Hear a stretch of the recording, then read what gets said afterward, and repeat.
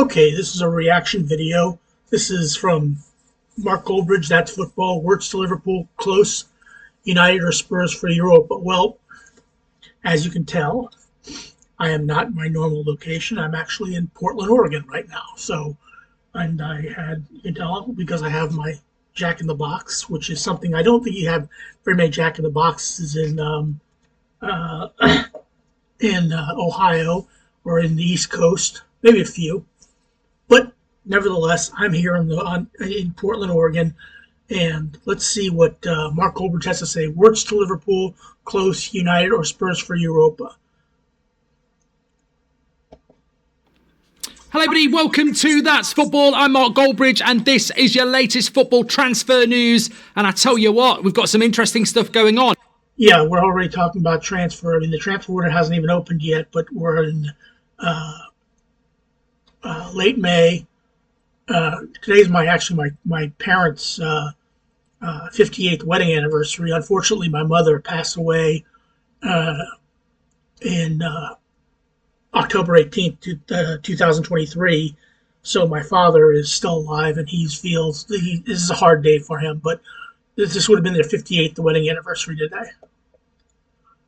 Liverpool again looking like they might pull off a super deal with WIRTZ. Man City out of the race, Liverpool very much in the race. We've got an update from David Ornstein on that. Also, Liam Delap is doing a tour. He's been in Manchester yesterday. He's going to be in London, aren't we? And he's going to speak to other clubs as well. He's apparently waiting on Champions League football as well to decide where he's going to go. Should there be a... Well, yeah, I mean... we're going to find out who's going to be in the Champions. We know Arsenal and Liverpool are in the Champions League, and tomorrow Manchester United or Spurs could be in the Champions League football, being at 16th and 17th position in the league. The last time I checked, interesting. A big cue for Liam Delap. I want your thoughts on that, and also I want your thoughts on Man United against Tottenham tomorrow night. We're going to be live on the United Stand. Massive. Let's see. Manchester United has played Spurs, I believe, 3 times so far. Once at Manchester United, once at Tottenham, actually twice at Tottenham. In the League Cup, they played Tottenham, and I think it was 4-3 in the League Cup. 1-0 at Spurs at White Hart Lane. Well, not White Hart Lane, it's at the New Tottenham Center. Forgive me for saying White Hart Lane. And then 3-0 at Old Trafford. So Manchester United... beating a team 4 times in a season, and both of them have done very well in the Europa League. Not very well in the Premier League, but very well in the Europa League. Massive watch along. That bottle of wine up there, if you know, you know, cost 150 quid. Bought by a whip around on the United Stand. Not me. I wouldn't spend 150 quid on a bottle of wine. I wouldn't spend 150 quid on a family meal. Oh, just tight. No, but yeah, big night tomorrow on the United Stand. But who do you want to win? Who do you want to win? As an Arsenal fan, I hate Tottenham with a passion. So you'd think I'd root for Manchester United. Well, I hate Manchester United too. I mean, of the 2 teams in the Premier League that I hate the most, Manchester United and Tottenham.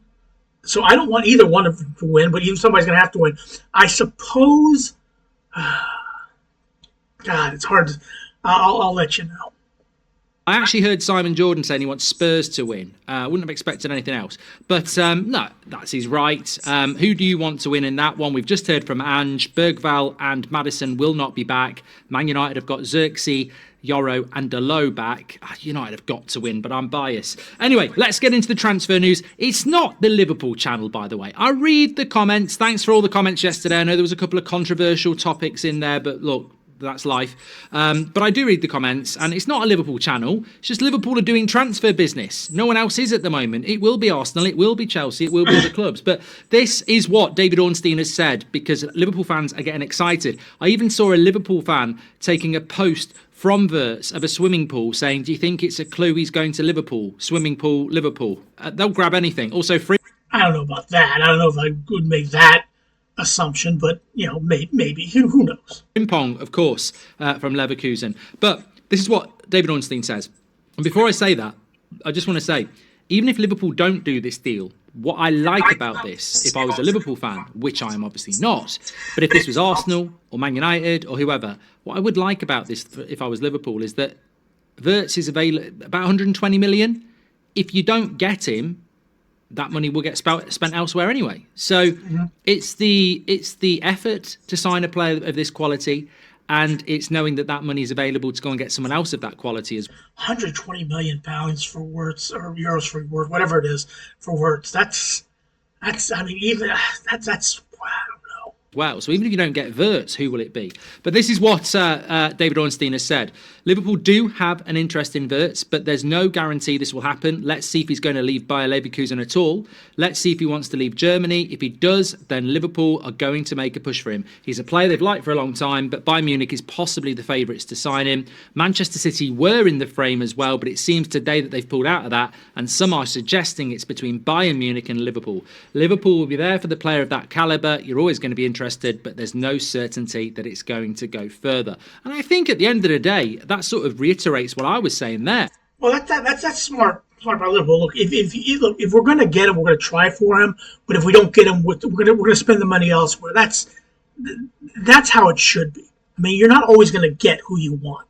So I like how Liverpool does their business. They do their business very, very well. And they aren't married to one person. If we can't get him, we'll get somebody else, and we'll spend the money and get somebody else and bring somebody else in. And it's worked out well for him in the past couple of years. Yeah, I hadn't actually read that quote. I just had it. I think if you're a Liverpool fan, you're probably going to want WIRTZ. And even if you don't get WIRTZ, it shows an ambition to go and get a player in that position of that quality. So it's scary for the rest of the Premier League, because I was thinking they've got Frimpong. They're going to get Kirkes. If they get WIRTZ, you don't need to do anything else. I mean, you can get greedy and do something else, but you've just won the league.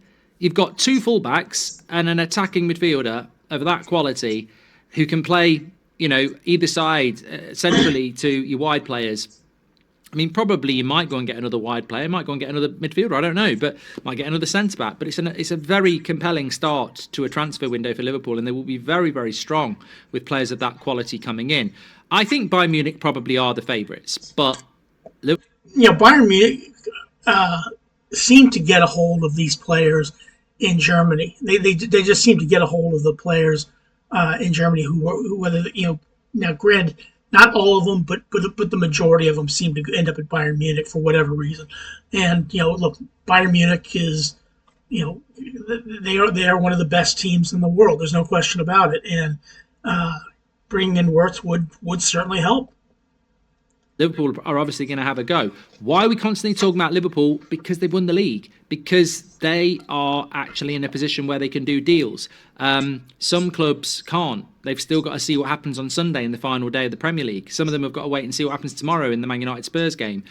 Because Manchester United and Spurs, like I said, either one of those teams, the 16th or 17th place team, is going to get Champions League football because they won the Europa League. Some people have still got games. Arsenal are probably looking at players that have still got a bit of jeopardy, but I don't think Leverkusen have got anything else to play for, which is why Frimpong's gone and why WIRTZ is trying to get his future sorted as well. Of course, Bayern Munich can offer up the Club World Cup. That's something Liverpool can't offer, but I don't know whether I'd fancy the Club World Cup. Yeah, again, the Club World Cup is it's going to be played in the United States, it's going to be played here. Why it seems like to me like, why would you want to play in a tournament like that? Why in the hell would you want to play a tournament like that? You've just played a full season. You're gonna start in June with a Club World Cup. It just doesn't seem like something that I'd want to do if I was a player. I'd probably just it's not something that I'd really say I gotta win a Club World Cup. I gotta do this. Up anyway, to be honest, the volume of games that they have to play. But look, that would be an interesting signing. Let's quickly talk about Liam Delap as well. I want everybody to get their opinion in on this. No doubt he had a very good season for Ipswich, but it is Ipswich. I mean, I think Charlie Ings scored more goals than Liam Delap in his first season in the Premier League with QPR. They also got relegated. I think Agallo scored more goals than Liam Delap in his first season in the Premier League with Watford. So, Liam Delap had a good season, but we've just named a couple of players there that didn't go on to play for Man United or Chelsea. So there is a big queue for Liam Delap, and it came out yesterday that Liam Delap has held talks with Man United. He's going to hold talks with Chelsea and other players. Some are saying, I think unfairly, that he wants Champions League football. I mean, I can't imagine Danny Ings, Charlie Austin, not Danny Ings, Charlie Austin is who I should have said. I can't imagine Charlie Austin when he got relegated with QPR scoring 17 goals, ringing people up and saying, "I'll come to you if you're in the Champions League." But Liam Delap's obviously a well thought of. Well, look, I think Champions League football would be good. I think, look, right now, if you're Chelsea, you need a forward. If you're Arsenal, you need a forward. If you're Manchester United, you definitely need a forward, especially after the way that you've watched Rasmus Haaland play for you. So, yeah, I mean, look, it does seem that Ipswich to Manchester United, which is like 19th to 16th place. Yeah, Manchester United is a big club. It's a traditional big club, but why? Is that who the player who Manchester United really is looking for? Is that who they're really looking to turn their season or their fortunes around with? Is Liam Delap? Player. I listened to what Carragher said last night about I wouldn't go to Man United if I was Delap. I wouldn't go to Chelsea. I'd go to a club like Everton or somewhere like that where you're the top guy and you can just keep developing for 2 years. I sort of agree with it. Yeah, I have to agree with it too. That makes more sense than going to Manchester United or to Chelsea. I think it might be a step too soon. I might be wrong, but I just think one season in the Premier League with Ipswich and then you're going to go and lead the line for Chelsea and Man United. Obviously, some young strikers have done that, but I don't know. I wanted to bring it into the chat because obviously we've spoke about it on the United stand, but he might not go to United. He might go to Chelsea. I said for years, I don't understand why Chelsea spend all this money and then they don't spend it on a world-class striker. And Liam Delap's not a world-class striker. Yeah, I mean, look, Chelsea has spent a lot of money, an awful lot of money. They got an awful lot of players on that club, but they didn't spend it on a striker, which didn't make any sense at all to me. In fact, my club, Arsenal, should have spent money on a striker in the winter transfer window, but failed to do it. And that's Arsenal, qualified for the Champions League. They're in the Champions League now for next year. Okay, and they're going to finish bridesmaid to Liverpool for the third year in a row. Not against Liverpool. They lost came second against Manchester City the previous couple seasons. And 3 years in a row, you could have gotten a striker. You could have challenged Liverpool. You didn't, and this is where you are. I think Man United need an experienced striker. I think Chelsea need an experienced striker. I mean, for me, the one name that I always think of Chelsea would be perfect is Osman. And obviously they're never going to do it, but I think he would be perfect. And Osman would be fantastic for Chelsea. He'd be fantastic for anybody. He'd be fantastic for Arsenal too. And I also think that maybe Liam Delap's very attractive because he's £30 million release clause, and some clubs are run on the bottom line, I suppose. But what your thoughts would be on where he should go and who should be looking at him? I agree with Carragher. I think 2 years at another Premier League club, getting experience, 24, then you make your move. But obviously he wants to make a bigger move now. Let's hope he can live up to it. Well, again, I'm not so sure about that. I'm not sure if you want. But look, if Manchester United comes calling, you go. If they're looking at you, then you go. That whether you want to or not, that's to me makes sense. You go. That whether you want to or not, you go. Manchester United wants me, I go. Okay, Chelsea wants me, I go. Arsenal wants me, I go. Everton wants me, Manchester United wants me, I go to Manchester United. Everton wants me, Chelsea wants me, I go to Chelsea. That's just the way it is. Wherever he goes. Let's hope Man United can live up to it, even though that's football. I have to be fair here. Which way are you going on this game? Are you going Man United? Are you going Tottenham? Really big game, of course. Europa League tomorrow night will be live on the United stand. You can join in for that, but you can tune in wherever you want. It's up to you. It's going to be a really, really interesting game. I think a lot of people are going to watch this because it will capture the imagination of a lot of people. I think as a Premier League fan, you're going to watch it because it's Spurs and Man United. And I think it's a flip of the coin final. People saying I hope Spurs win it because they don't win trophies and Man United do. Obviously, I'm not interested in that nonsense. But I do. What nonsense I am interested in is these people who keep going on about, oh, it's a joke. It's a joke that the clubs that are 16th and 17th are going to finish. Look, is it a joke? Yes, it's a joke. Because 16th and 17th place, playing for the European trophy, yes, that's a joke. But they earned it. Okay, they earned it. They, 16th and 17th in the Premier League. This is what look. Mark Goldbridge did a best teams in the Premier League about a couple of years ago, and the reason he kept Arsenal, the Invincibles, he put them at like 4th place because they didn't do well in Europe. Okay, well, Europe is a completely different animal. That should be taken out of the list. Okay, you're talking about the best team ever in the Premier League. What they do in Europe is irrelevant. Okay, we turn to this. The 2 best teams in the Europa League are playing in the final because they have won games where maybe they shouldn't have, but they won. Okay? They deserve to be there. The Europa League is a separate entity from the Premier League.